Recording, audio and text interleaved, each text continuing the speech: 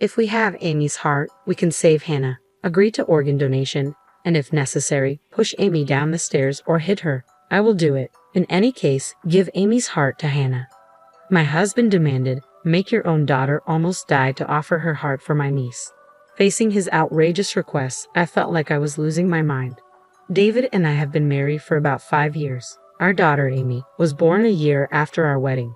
From the moment I was pregnant, David showed no interest in our unborn child. When I told him I was expecting, his response was an indifferent, "Oh, is that so?" Perhaps it was due to the hormonal imbalance caused by pregnancy, but I remember shouting at David, "Why aren't you happy?" We ended up in a fight. I don't think David hates children. After all, when my sister Sarah gave birth to her daughter, Hannah, David, who was my boyfriend at the time, was so moved that he held the newborn and cried. "Babies are so small," he said through his tears. The look in his eyes as he touched Hannah's soft cheek was full of love. Yet for some reason, David seemed to dislike Amy, his own daughter, even before she was born. When we found out the gender, and I told him, "It looks like it's a girl," all he said was, "Oh." When I asked if he would attend the birth, he immediately replied, "No." Even if he didn't hate children, I thought he might be afraid of becoming a father, and I tried to accept his terrible attitude. Then Amy was born safely. She was so lovely from the first moment I saw her, and her tiny hand grasping my finger was too adorable. But David showed no interest in Amy. When Sarah visited with Hannah, who was 2 years older than Amy, David only doted on Hannah. I always wondered why. Why wouldn't David ever hold Amy? Why did he always look annoyed when Amy came near him? When I confronted him with these questions, he always answered irritably, "I'm busy with work. I can't afford to spend time on the child." David was ambitious, eager to get promoted as soon as possible. He actively took on extra work, often secluding himself in his home office to write business proposals. Perhaps work was the most important thing to David. Still, I always wished he would consider his family first. It might be selfish, but I had always wanted him to watch Amy grow up with me. Amy started kindergarten and began lively playdates with her friends every day. It often felt like I was raising her single-handedly, but I found solace in making mom friends, which somewhat eased my loneliness. When I confided in my mom friends about David, one of them, a candid and nurturing woman, suggested bluntly, "Why don't you consider divorce? Raising a child should be a shared responsibility between spouses. Being busy with work isn't a valid excuse, especially when Amy is 4 years old already. I'm surprised you've endured this for so long. Delaying decisions might hurt Amy more as she grows older. So, if you're thinking about it, sooner might be better. I hope you don't mind my input." Her words resonated deeply with me. I had been contemplating divorce myself, but I struggled with the uncertainty of whether I could manage alone and the guilt of potentially depriving Amy of her father, even if he was neglectful. So, her advice wasn't unwelcome. Instead, it felt like a weight lifted off my shoulders, urging me forward. I decided to broach the topic of divorce with David. The night I resolved to do so after Amy had drifted off to sleep, David approached me with a startling request to give Amy's heart to our niece Hannah. David had delved into organ donation research and believed it feasible for a child to undergo a transplant with parental consent. To my surprise, I learned from David, not Hannah's mother Sarah, that Hannah suffered from a severe heart condition and had limited time left. "We must act swiftly to save Hannah with Amy's heart," David urged, visibly distressed. "I need a moment," I protested, my voice rising in disbelief. "What's happening?" While I empathized with Hannah, "Why is this news coming from you?" "Because Hannah is my daughter," David confessed abruptly. I was so stunned I couldn't find my voice. Nausea churned in my stomach. Even with David standing right before me, his head in his hands against the dining table, he felt strangely distant. "What do you mean?" I managed to utter, my voice quivering. David, visibly irritated, began to explain his tumultuous situation. It appeared David had harbored feelings for Sarah, a woman a year younger than me, for quite some time. He had even proposed to her once, but Sarah chose Kyle, now her husband.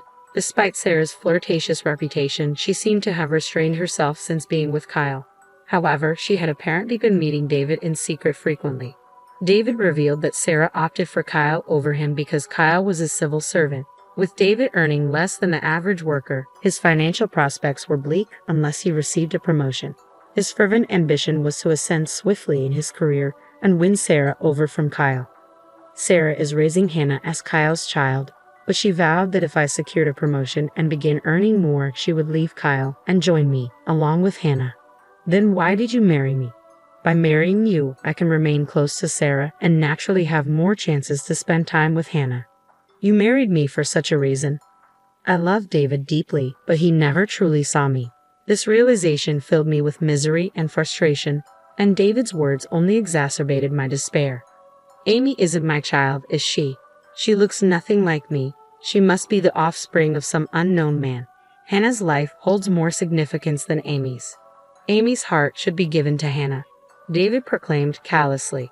It felt like something inside me snapped. Whether it was my love for David or my patience, I couldn't say.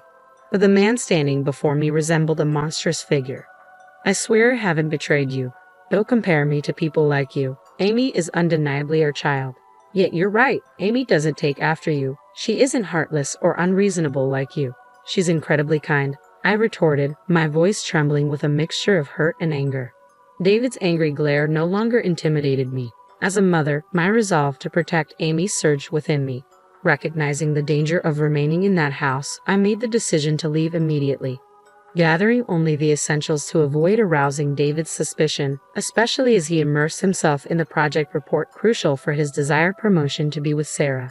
I woke Amy from her slumber. She groggily asked, "What's happening?" Enveloping her in a tight embrace, I whispered, "Amy, we're saying goodbye to Dad.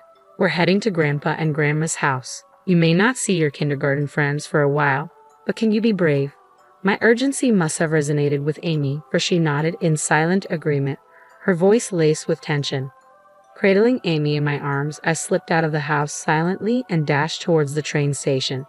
Though I briefly considered taking the car, I dismissed the idea, fearing David might demand its return. Once aboard the train, Amy, exhausted, drifted off to sleep, and we reached the vicinity of my parents' home just before the last train departed. Ignoring the barrage of calls and messages from David, who undoubtedly noticed our absence, I pressed the intercom at my parents' house. Startled but alert, my parents answered, questioning what had occurred. However, I requested to settle Amy first. After tucking Amy into bed upstairs, I divulged the situation to my parents. I confessed my intention to sever ties with David. Shocked by David's callousness and dismayed to learn of Sarah's deceit, they empathized with my plight. No parent would tolerate such betrayal. Concerned for Amy's safety, they graciously offered us refuge in their home. The following day dawned, finding us restless yet facing the morning nonetheless. Amy, seemingly unaware of the gravity of our situation, greeted the day with boundless joy upon seeing her grandparents. Observing my parents' affectionate doting on Amy, I recalled the words of a friend. You should divorce him as soon as possible. Reflecting on her advice, I realized she was right. It dawned on me that David might have been plotting against Amy without my knowledge, a chilling thought that sent shivers down my spine. Ignoring David's incessant attempts to reach me, I composed a message. I will be initiating divorce proceedings through legal channels. You are to have no further contact with Amy. Shortly after sending the message, I received a call from David's parents. What's happening? David just informed us out of the blue that you two were getting divorced. Is it true that an affair caused this, and Amy isn't biologically related to David? To counter David's attempts to enlist his parents' support and regain custody of Amy, I decided to reveal everything to them. Their initial disbelief prompted me to extend an invitation for them to join us at my parents' house that very day. Given their proximity, they agreed to come over.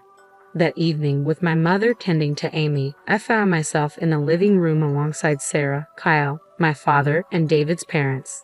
Sarah appeared uneasy, while Kyle's demeanor betrayed his simmering anger. I had already briefed Kyle over the phone about the previous day's events and David's intentions, which likely fueled his visible frustration with Sarah. So, Hannah isn't my daughter after all, is she? It's true that David intended to use Amy's heart to save Hannah, isn't it? Kyle's voice rang out, cutting through the tense silence. Sarah, who had been nervously biting her lip, finally broke down into tears under Kyle's relentless questioning. Yes, but as Sarah's emotions spilled over, her demeanor transformed into something indescribably ugly. Despite my father and me being present, she began to speak as though she were a tragic heroine. I wanted to save Hannah. That's why I approached David about Amy's heart. As a mother, isn't it only natural? How can you not understand the instinct to protect your own child? Is it because Kyle and Hannah aren't biologically connected that you can't grasp it? Despite revealing her own infidelity, Sarah played the victim, her tears flowing freely.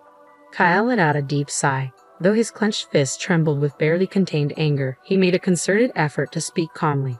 I've always loved and treated Hannah as my own daughter. When I learned that Hannah is Sarah and David's child, it was confusing, but my love for Hannah hasn't wavered.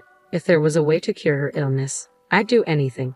But sacrificing Amy's life, to go to such extremes to save Hannah, you and David are beyond comprehension.